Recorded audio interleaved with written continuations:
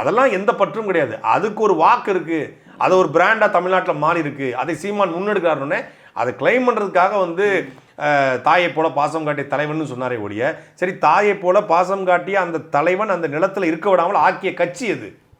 காங்கிரஸ் கட்சி. அந்த காங்கிரஸ் கட்சியில் கூட்டணி பேச்சுவார்த்தை நடத்திட்டு இருக்காப்புல. இவர் தான் அந்த தாயை போல பாசம் காட்டிய தலைவன் சொல்லி கொண்டாடுற தலைவரா? அவங்களுக்கு அந்த புரிதெல்லாம் கிடையாது. பிரபாகரன் அப்படிங்கிற பிம்பத்திற்கு ஒரு பிராண்டுக்கு இன்னைக்கு தமிழ்நாட்டில் ஒரு வாக்காக மாறி இருக்கு. அதுக்கு லட்சக்கணக்கான இளைஞர்கள் அவரை வந்து தன்னுடைய குலசாமியை கொண்டாடுறாங்க அப்படின்னு. அப்போ அந்த இளைஞர்களை தன் பக்கம் எப்படி இழுக்கலாம் அப்படின்னு நினைக்கிறாரு. ஆனால் பிரபாகரனை கொண்டாடக்கூடிய இளைஞர்கள் ஒருபோதும் அந்த பக்கம் போக மாட்டாங்கிறது உலகத்துக்கு தெரியாது. யார் பக்கம் நிற்பாங்க அப்படிங்கிறதும் நம்ம எல்லாருக்கும் தெரியும். அதனால தான் நம்ம விஜயை கேள்வி வைக்கிற மொழிய கொள்கை ரீதியான விமர்சனம் மட்டும் தான். நீங்கள் தொடர்ச்சியாக அவரை பேசுகிறீங்க, தொடர்ச்சியாக பேச வேண்டிய தேவையும் இல்லை, அவர் களத்திலையும் இல்லை. அது ஒன்றுனா எந்த களத்திலையுமே இல்லை, போராட்ட களங்களையும் இல்லை, இதுவரைக்கும் இருந்த அரசியல் களங்களையும் இல்லை. இதுதான் முதல் தேர்தல் வரப்போறாரு. வந்தாதான் தெரியும்.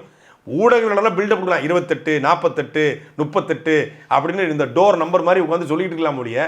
களத்தில் விஜய் இருக்காரான்னு பார்த்தா களத்தில் 0. எங்கேயாவது கிளை, இந்த வட்டம், ஒன்றியம் அப்படின்னு எதாவது இருக்கான்னு பார்த்தா ஒன்றுமே இல்லை.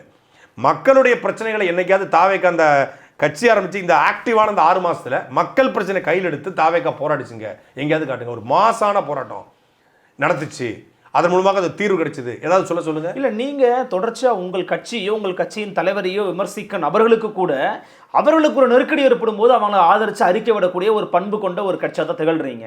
இப்போது திரு விஜய் அவருடைய ஜனநாயகன் திரைப்படம் வெளியாகாததற்கு மிக முக்கியமான காரணமே ஒன்றிய பாஜக அரசு தான்.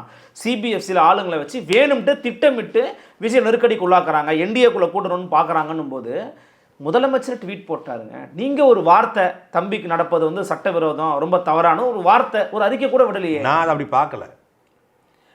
படத்தினுடைய படப்பிடிப்பு நிறைவடைந்தது ஜூன் மாதம் 25ஆம் தேதி.